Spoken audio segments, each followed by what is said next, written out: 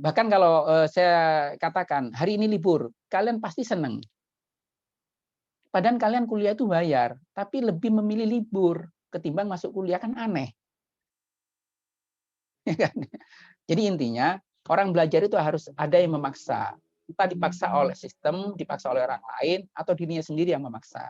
Syukur-syukur semuanya memaksa. Diri kita sendiri memaksa, orang lain memaksa, sistem memaksa. Maka akan ada keberhasilan di situ nanti.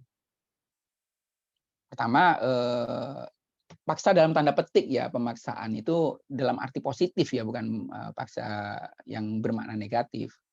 Itu udah kami telusuri. Dan akhirnya dalam konteks pemaksaan itu kita berhasil.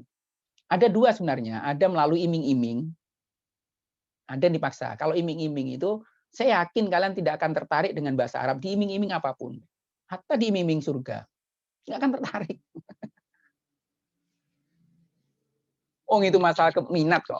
Bahasa kan masalah minat. Masalah hobi, seneng apa enggak. Kalau orang nggak seneng, mau diiming-iming kayak pun nggak, tetap aja nggak seneng. Tapi kalau dipaksa, tidak boleh tidak kan. Tidak boleh tidak, harus melakukan. Terus, yang pertama itu. Yang kedua, kalian kan kuliah di IKI ya.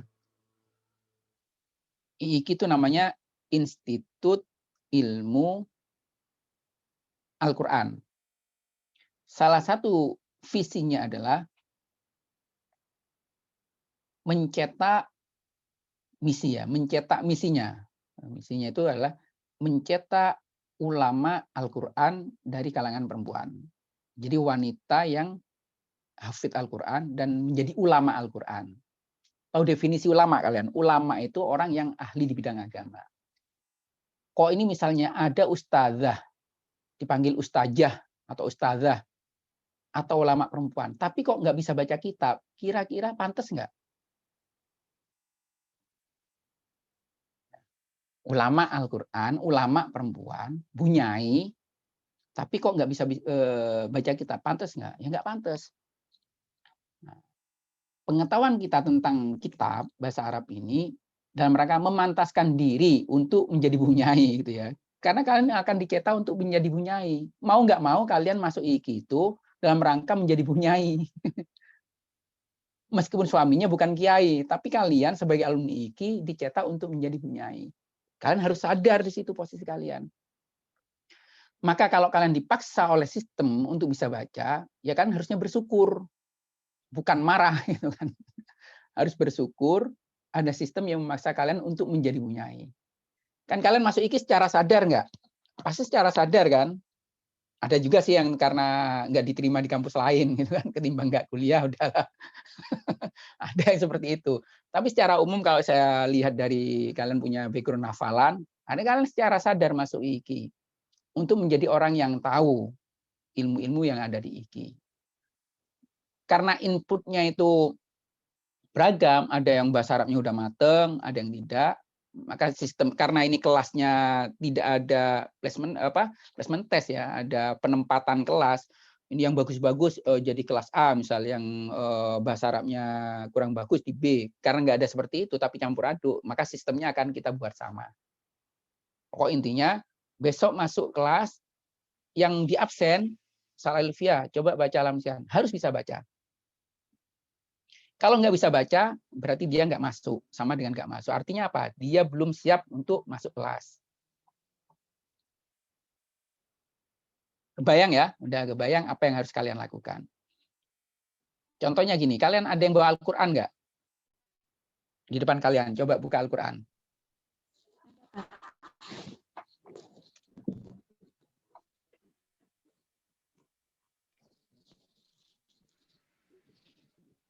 Ayo Alivia, coba buka halaman pertama, Fatihah, surat Fatihah saja.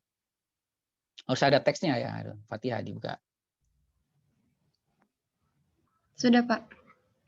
Ya, dibaca. Dari basmalah. Bismillahirrahmanirrahim. Oke, itu saja. Saya tanya. Bismillahi. Kenapa dibaca hi, tidak hu atau ha? Karena menjadi mudhof ilaih. Karena menjadi mudhof ilaih. Mudhofnya mana? Mudhofnya ismi. ismi. Kenapa mi tidak dibaca mi? Dibaca mi kok tidak ma atau mu? Karena berupa majrur. Karena diawali huruf jar. Karena diawali huruf jar. Coba sebutkan huruf jar itu apa saja? Min, ila, fi, an, ala, mud, mungdu, ruba, lam, kai, kaf, ba, la'ala, mata, hatta, khola, hasya, ada. Oke. Ya, seperti itu. Jadi kan artinya dia udah belajar gitu ya. Sederhana pertanyaan seperti itu. Itu contoh yang ada. Nanti setiap hari seperti itu. Saya absennya kalau mungkin saya absen satu persatu, kalau enggak ya saya acak. Jadi kalau misal dia di absen kok nggak bisa, langsung saya tulis nggak masuk dia. Berarti nilainya nggak masuk. Di perkuliahan sistem SKS itu kalau dia 3 kali nggak masuk tanpa keterangan, sama dengan dia tidak bisa ikut UAS. Jadi udah kebayang ya, kebayang beratnya kuliah ini nanti, tapi asiknya kuliah ini, sport jantung nanti. Tapi yang udah bisa ya enak-enak saja. Kalau misal kayak Alivia nih, sudah dasar itu tahu, nanti pertanyaannya tidak mungkin lagi seperti itu, yang level yang lebih tinggi. Terus seperti itu. Oke, baik, sampai di sini pertanyaan, silakan. Kalau enggak, kita lanjutkan ke materi berikutnya. Bapak berarti nanti teks yang Bapak kasih itu berupa kalimat yang gundul gitu Pak, yang nggak ada harokatnya. Tahapannya enggak dari Al-Quran dulu. Tahapannya dari Al-Quran dulu.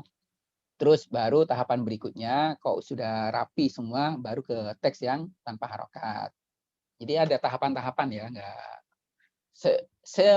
sekejam apapun mata kuliah ini, tapi saya tidak sekejam yang kalian bayangkan. Tiba-tiba langsung, oh kayak gundul itu kejam namanya. Enggak, tetap ada tahapan-tahapannya. Ya. Ada tahapan-tahapannya. Yang berharokat dulu, tapi nanti ditanya alasannya. Berikutnya kok udah baik semua, baru masuk ke teks yang gundul. Materinya nanti misal minggu depan udah saya sampaikan ya, pelajari itu jumlah dulu.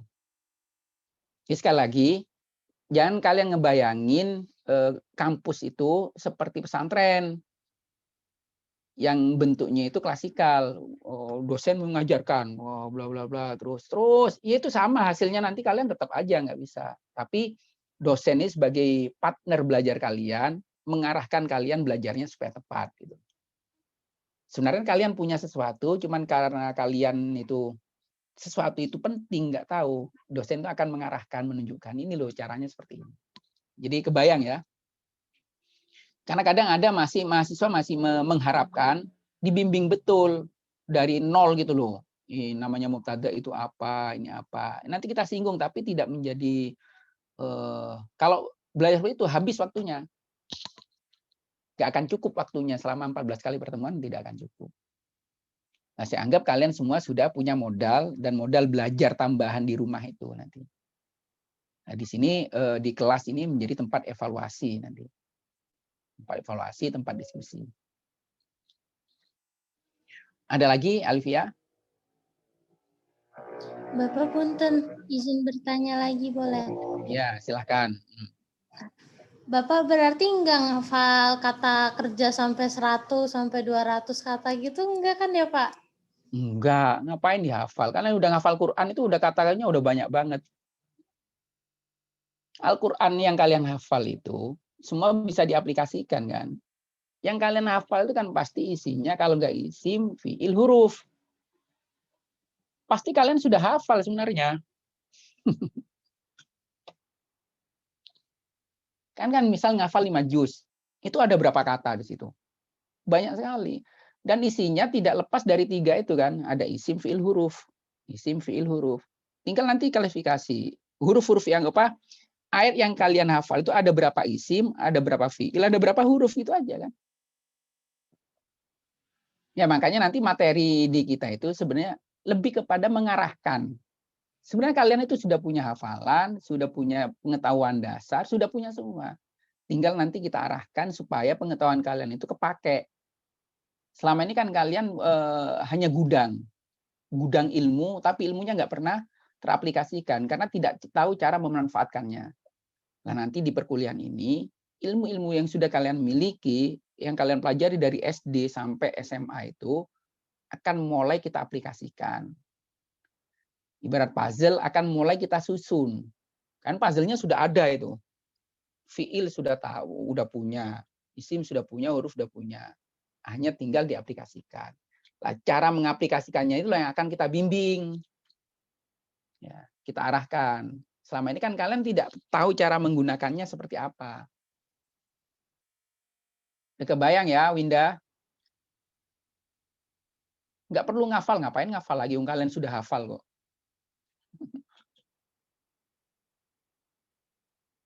Ada Baik, lagi? terima kasih Bapak. Oke. Ada yang lain lagi?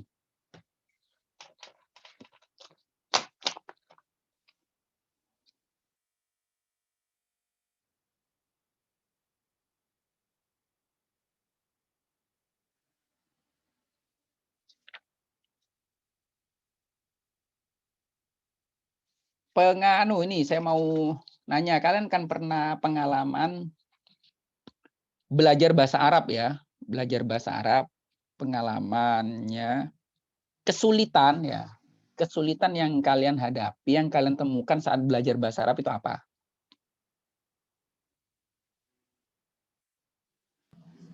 Udah dikasih tahu, misalkan gini Pak, udah dikasih tahu itu fiil tuh kayak gini, isim tuh gini-gini, huruf tuh gini-gini, tapi pas disuruh bedain ini fiil, ini isim nggak bisa, banyak salahnya. Kenapa Pak? Ya sama dengan gini. Winda tinggal di mana? Winda tinggal di mana? Tinggal di mana? Bekasi Pak. Hah? Bekasi. Oh, Bekasi. Bekasi pernah ke At-Taqwa belum? Pesantren At-Taqwa. Sama dengan Belum, kan gini, SMA. Winda, di pesantren At-Taqwa itu di sini, di sebelah sini nih ada masjid, di sebelah sini ada masjid, ada asrama A, asrama B dan seterusnya. Itu saya memberikan contoh. Kira-kira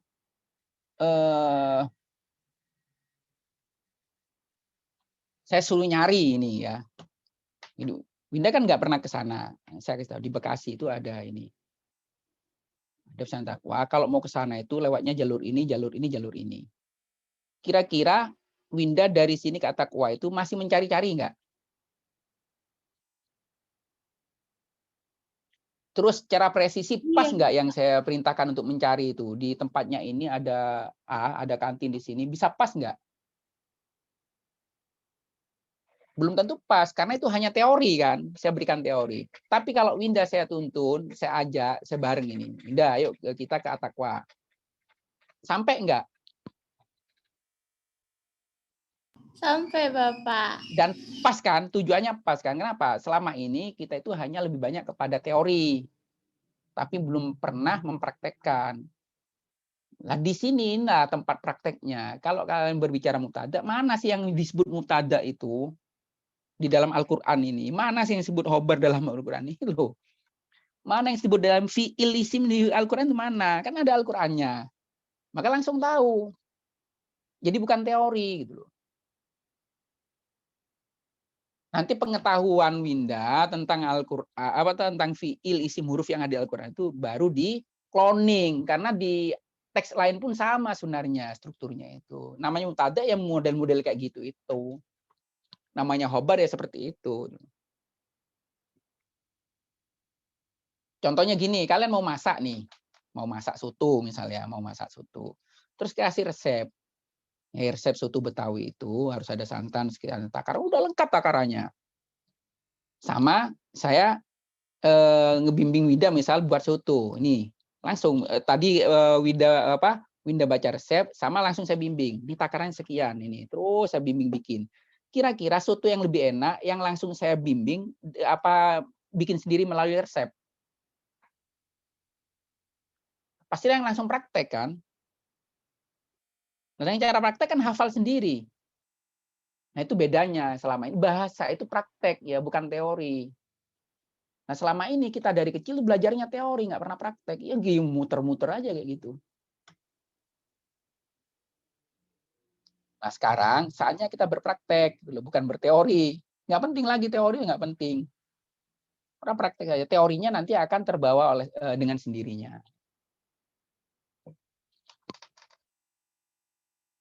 Ya, udah kebayang ya. Belum dipraktekkan langsung udah pinter itu.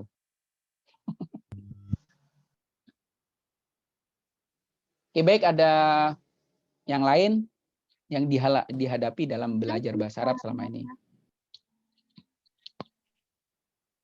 Pak, saya mau bertanya. Kadang kan kalau misalkan belajar kayak diajarin kayak artinya khobar gitu kan pas dicontohin kan kita ngerti. Nah, nanti pas pindah lagi atau kalimatnya gitu, nah kita jadi malah bingung lagi, Pak, itu gimana? Ya, itu bisa karena biasa ya, bisa karena biasa. Seperti kita menuju satu lokasi yang asing, kalau hanya sekali nih nyampe, pas kedua kalinya kita masih nyasar. Tempat yang kita tuju itu rumit sekali misalnya, kita ke sana sekali nyasar, 2 kali nyasar, 3 kali nyasar, keempat insya Allah tidak akan nyasar. Artinya itu kurang prakteknya, latihannya kurang. Kalau masih belum bisa itu latihannya kurang. Kan seringkali harapan kita hanya berbasis teori kita langsung bisa gitu kan. Nggak bisa. Bahasa itu harus sering kali dipraktekkan. Sama dengan kelenturan tangan itu ya, kita kan selama ini aktivitas kita seringkali digunakan dengan tangan kanan. Nulis dengan tangan kanan. Coba kalian sekarang nulis dengan tangan kiri. Pasti rumit kan? Sekali, 2 kali dipakai, 3 kali. Lama-lama akan terbiasa. Jadi bisa karena biasa. Konsepnya itu ya. Nggak ada orang terus hafal teori, nahwu sorof, hatta hafal alfiyah terus bisa baca. Nggak ada. Mau kalian hafal jurumiyah, hafal imriti, hafal alfiyah, tapi tidak pernah dipraktekkan ke kita, tetap nggak bisa baca.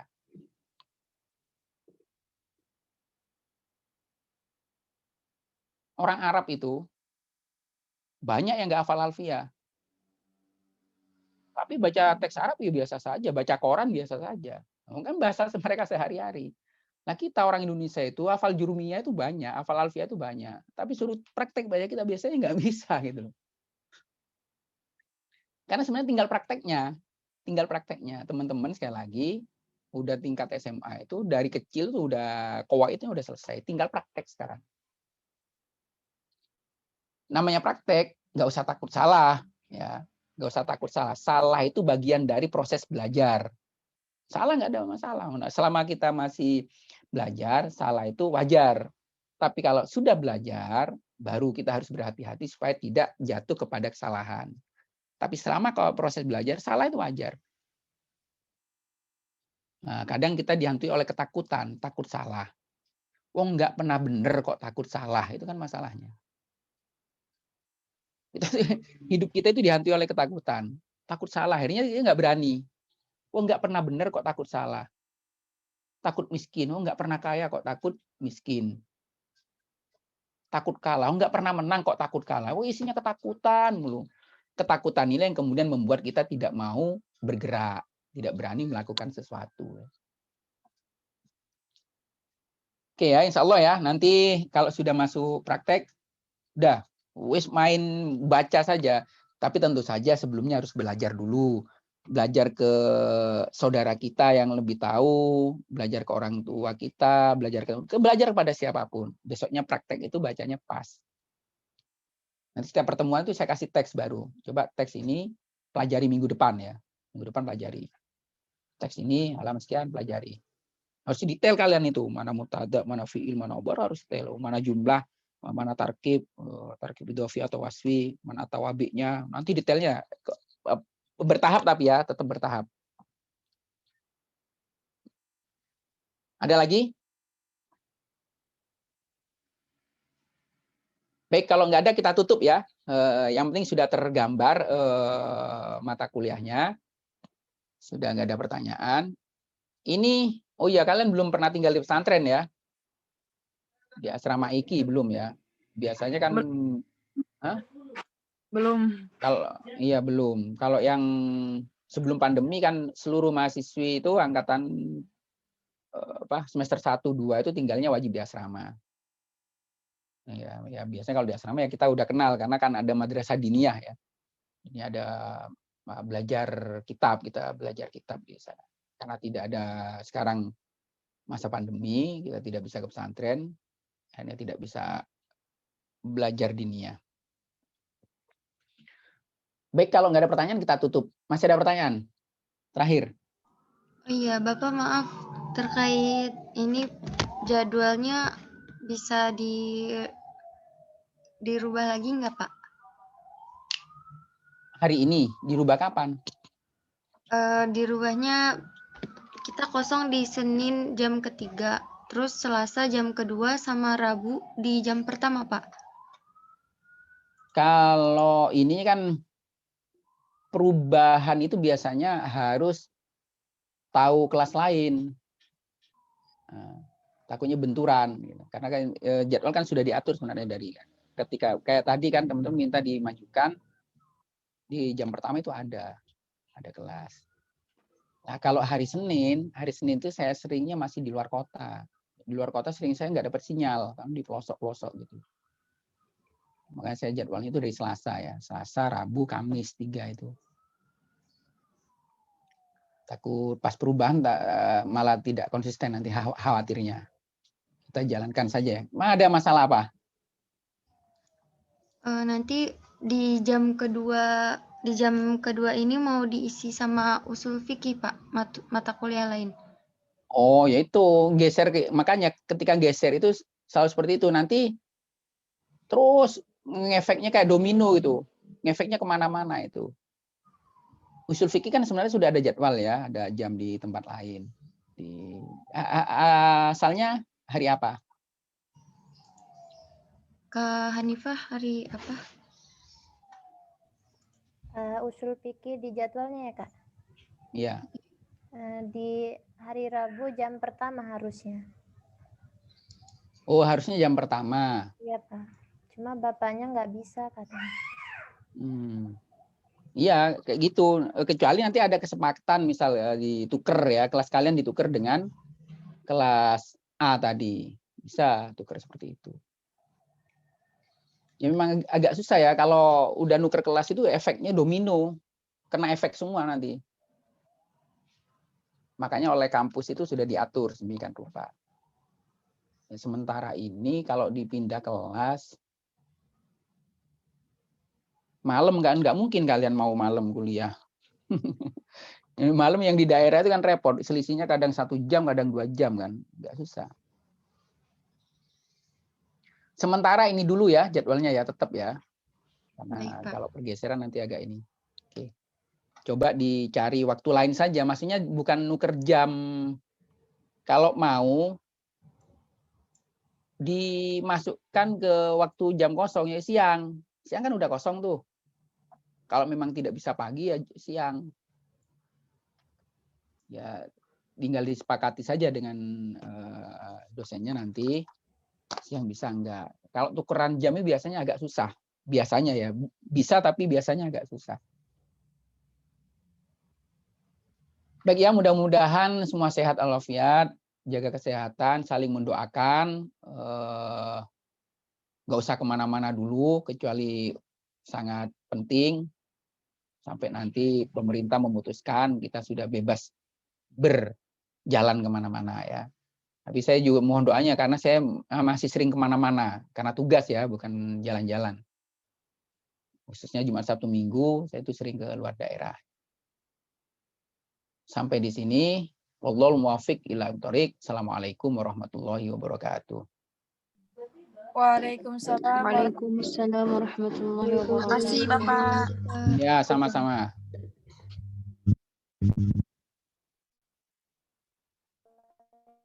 Thank you.